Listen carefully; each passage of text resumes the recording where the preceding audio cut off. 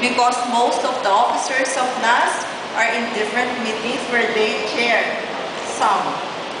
So in behalf of NAS, I welcome you all to this press conference.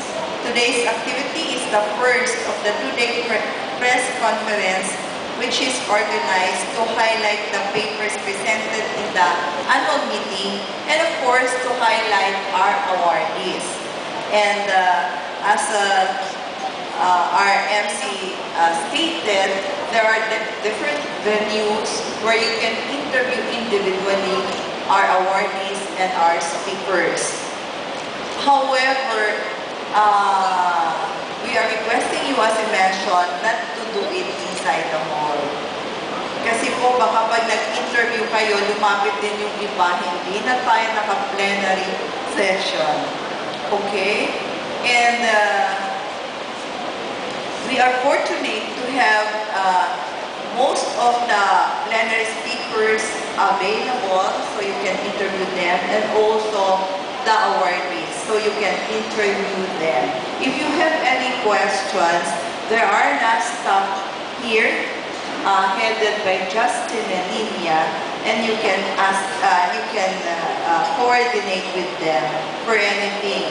I will be leaving you after this message because I am supposed to be in 2 meetings also, urgently. Consider natin not environmentally sustainable because these high-value species, biologically speaking, they are also high-trophic species. They are carnivores. So, sa pag-culture, usually ang normal na practice ng ating mga fishermen, ay pinapakain nila ng mga fish din. Yung tinatawag na nilang trash fish. No? Trash fish. Although nagiging destructive siya, for example, in Tawi-Tawi, naging uso rin kasi itong mariculture, maraming bumibili doon na ang pinapakain nila itong mga maliliit na fish, including doorhead. Tapos, what is suddenly nakakalungkot ay nagdidinamita sila for this, to get the food for this fish.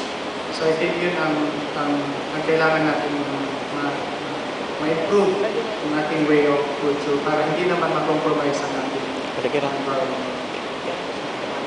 Thank you.